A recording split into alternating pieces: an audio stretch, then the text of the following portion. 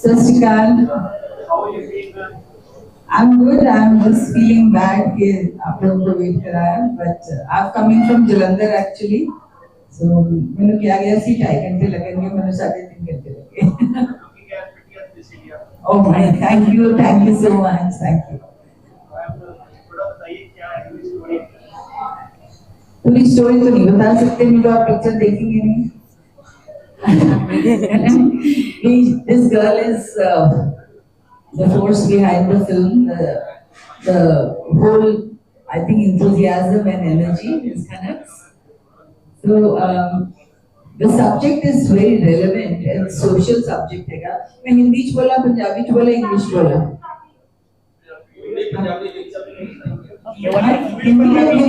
Hindi, English, Hindi Punjabi. अच्छा ठीक है. हाँ नहीं, थोड़ी थोड़ी सारी लैंग्वेजेस आती हैं. नेक्स्ट चलेगा. ओके. हाँ तो ये सोशली काफी रेलेवेंट सब्जेक्ट है, इस वजह से ही मुझे लगता है ये सब्जेक्ट चुना गया था. क्योंकि एक स्त्री को, एक महिला को, एक लड़की को काफी कुछ आई थिंक टेस्ट देने पड़ते हैं लाइफ में बिफोर शी इज एक्सेप्टेड, अलग अलग जगहों पे.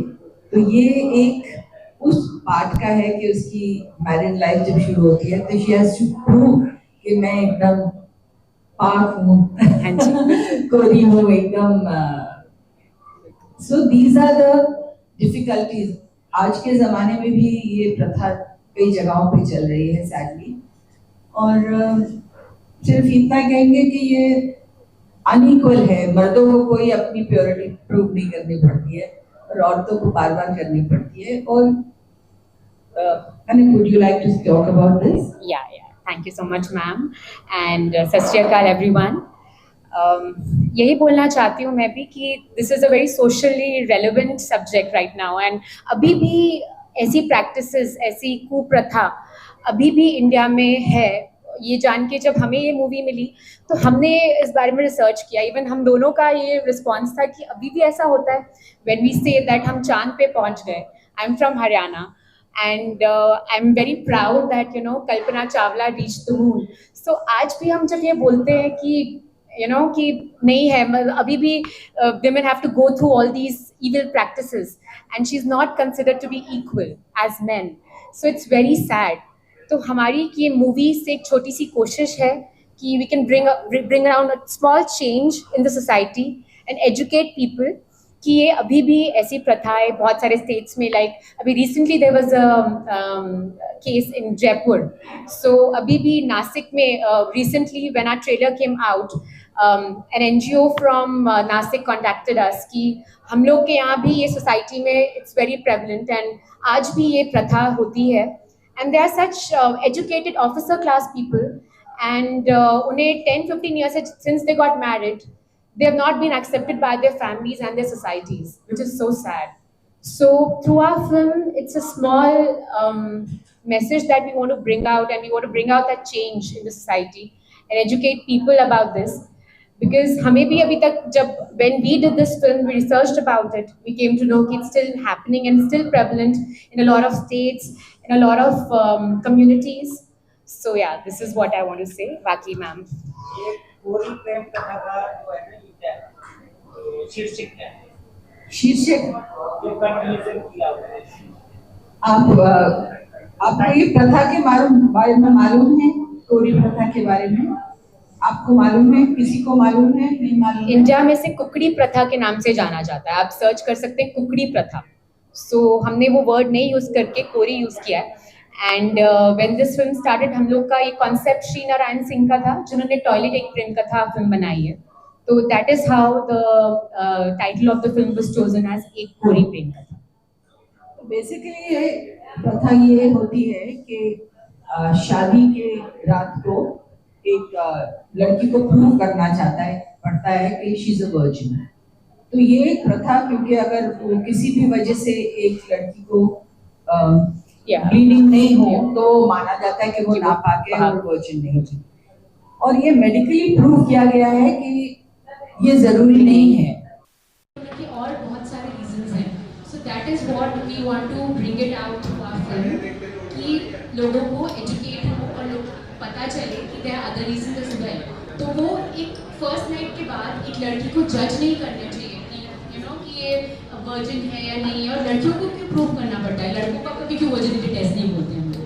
तो और उसके अलावा it's a private matter husband और वाइफ के बीच में, और उसमें पूरी फैमिली, पूरा परिवार, पूरा गांव इन्वॉल्व हो जाता है। तो ये बात बहुत ही शर्मनाक ही नहीं, ये बहुत डरावनी भी है ये बात, क्योंकि उसकी फिर जो पूरी उसकी भुगतान एक लड़की को ही करनी पड़ती है, उसकी पनिशमेंट होती है जो होती है वो सब एक लड़की को ही करनी पड़ती है। सो ये बेसिस है स्टोरी का, इसके ऊपर पूरी ऑफ कोर्स उनकी स्टोरी है। ट्रू स्टोरी है क्या ये? ट्रू स्टोरी है? Is it a true story? Madam ये प्रथा भारत के किन हिस्सों में है? आज भी भारत के किस हिस्से में है ये प्रथा? राजस्थान, क्षेत्र में है? महाराष्ट्र, ये सब हरियाणा में भी कई जगहों पे है, कई कम्युनिटीज में माना जाता है आज भी। बेसिकली ये ज़्यादा करके नासिक और राजस्थान के एरियाज में आज भी है। इवन यूपी के कई, हम लोग ने भी शूट यूपी ने ही किया है, एंड यूपी के भी बहुत सारे रीजन्स में ये आज भी प्रेवलेंट है। तो इसीलिए ये रेलेवेंट भी था कि आज की, इनफैक्ट इवन जेनजी को भी पता होना चाहिए कि ऐसा ऐसा होता है। बिकॉज अगर आप किसी भी यंगस्टर से पूछेंगे तो बोलेंगे what is this crap, we don't believe in all this. So this is relevant because लोगों को पता होना चाहिए कि आज भी ये सब हो रहा है। जब we have like in this century when we talk about other things कि सब कुछ इंडिया इज डेवलपिंग एंड हम लोग हर जगह पहुंच गए हैं, girls are equivalent to men, like they are doing everything. So why is this still present? ये हमारा मेन क्वेश्चन है लोगों से कि आज भी ये क्यों हो रहा है, आज ही क्यों नारी को भी आज भी क्यों हर चीज़ प्रूव करनी पड़ रही है कि वो वर्जिन है नहीं है। ये बहुत पर्सनल प्राइवेट चीज़ है, और आई डोंट थिंक सोसाइटी में किसी को भी हक है। आई थिंक हस्बैंड को भी वाइफ से नहीं पूछना चाहिए कि आप वर्जिन हो या नहीं। तो ये चीज़ हमारी मूवी के थ्रू हमने बहुत neat and clean family film बनाई है। आप आराम से अपना फैमिली के साथ, बच्चों के साथ, पेरेंट्स के साथ बैठ के फिल्म देख सकते हैं। और हमने बहुत लाइक वो उसको हाईलाइट नहीं किया है, एक बहुत सिंपल साधारण वे में फिल्म को एक एंटरटेनर बना के लोगों तक लाने की कोशिश की है कि हम इसको नॉर्मलाइज करें। कि ये बात हम हमेशा, जब वी वर्ड आता है तो हम क्यों हिचकिचाते हैं इसके बारे में बात करने के लिए? We want to normalise it. अभी तो हम हमारा OTT पे ना रिलीज करके फिल्म को थिएटर में रिलीज करने का यही रीज़न है कि हम ज़्यादा से ज़्यादा स्टेज और इंटीरियर्स तक पहुँचे जहाँ पे ये हो रहा है अभी। क्योंकि अभी भी बहुत सारे OTT प्लेटफॉर्म्स गांव में और इस सब जगह पे नहीं है, और अगर हम चेंज करना चाहते हैं कुछ सोसाइटी में तो वो चीज़, यही हमारा मेन मोटिव था कि हम छोटे छोटे गाँव जहाँ जहाँ पे ये हो रहा है वहाँ पे स्पेशली रिलीज करें। So that is the whole point. अभी भी मोस्टली सब नॉर्थ में हम ज़्यादा फोकस कर रहे हैं, क्योंकि सिंस राजस्थान की हम बात कर रहे हैं, हरियाणा पंजाब की बात कर रहे हैं, तो ये ज़्यादा करके नॉर्थ में, और हम रिलीज तो थ्रू आउट इंडिया कर रहे हैं, बट या ज़्यादा फोकस जहाँ पे ये हो रहा है वहाँ पे ज़्यादा। Ma'am, is it a true story? But I asked, is it a true story or is it like? It's inspired by true events. ये कोई किसी की ट्रू स्टोरी नहीं है, बट हमने बहुत सारे शूट करने से पहले बहुत सारे गर्ल्स जिनके साथ ये हुआ था उनसे बात की थी, विक्टिम्स जिन्होंने आवाज़ भी उठाई है उसके खिलाफ, और जो इसके through they have been affected. So our whole point was कि लोगों को, बिकॉज इट्स एन इमोशन, लोगों को ये चीज़ इमोशनली समझ आनी चाहिए। इस फिल्म में सिर्फ मेरी कहानी ही नहीं है, पूनम मैम की, उनके साथ उनकी फिल्म जब आप देखेंगे तो धीरे धीरे अनफोल्ड होगा कि देयर आर 3-4 विमेन जिनकी हम लाइफ्स के बारे में आपको बताएंगे। इसमें से पूनम मैम की लाइफ के बारे में भी कि उनकी सिस्टर के साथ कुछ हुआ था और उनको भी वो एक मिसकंसेप्शन था, तो कैसे उनका भी क्लियर हुआ। तो वो सब चीज़ें आई थिंक सब विमेन के डिफरेंट हम किरदारों के थ्रू स्टोरी अनफोल्ड करें। मैडम, इस तरह की प्रथाएं आज भी हैं, इनके पीछे कारण क्या है, क्यों है ये? अज्ञानता है, असाक्षरता है, क्या है? मुझे लगता है क्योंकि एजुकेशन नहीं हुई है कई जगहों पे, और जैसे आपने कहा कि अवेयरनेस होनी चाहिए, एजुकेशन होनी चाहिए, और हमारी सोसाइटी है मेल डोमिनेटेड, और कई जगहों पे ज़्यादा हावी होते हैं, मर्द का जो प्रभाव होता है, और इक्वल अपॉर्चुनिटीज़ जो लड़कियों को नहीं दी जाती है। छोटी छोटी जगहों पर कहते हैं अपने लड़कों को पढ़ा देते हैं, लड़की घर का काम करेंगी सिर्फ। तो ये जब लड़की और लड़का दोनों पढ़ जाते हैं तो समझ आ जाती है, और ये सिर्फ इस चीज़ों में नहीं है, समझ तो बहुत एक बड़ी ज्ञान, एक बहुत बड़ी आई थिंक विंडो है जो सब चीज़ देखने को मिलती है उससे। सो आई फील कि अगर हम अपने बच्चों को अपनी सब यंगस्टर आवाज नहीं आ रही, आवाज खत्म हो गई, आवाज खत्म हो गई। सो बेसिकली क्या होता है कि माँ बाप भी एजुकेट होते हैं उस तरीके से, क्योंकि मुझे लगता है एक जनरेशन बीतने के बाद अगर अपने आप को माँ बाप भी एजुकेट नहीं करें और आज के बच्चों के साथ अपने आप को और अपलिफ्ट नहीं करें तो वही प्रथाएं चलती जाएंगी। So I think this is a generational thing. इस तरह की प्रथाएं ना हो, किस तरह के लोगों को सामने लाना चाहिए? जागरूकता फैलाने के लिए किस तरह के लोगों को सामने लाना चाहिए? मेरे ख्याल से पूरे समाज को समझाना चाहिए। और कई बार ऐसा होता है कि फिल्मों के माध्यम से, क्योंकि आप किसी को लेक्चर देते रहो और वो ये सही नहीं है, ये सही नहीं है, तो वो आपकी बात नहीं सुनेंगे। पर जब आप एक माध्यम से सुनाते हैं, जब आप कहानी में उसका असर दिखा सकते हैं कि ये होने से कितना असर हो सकता है लोगों पे, परिवार पे।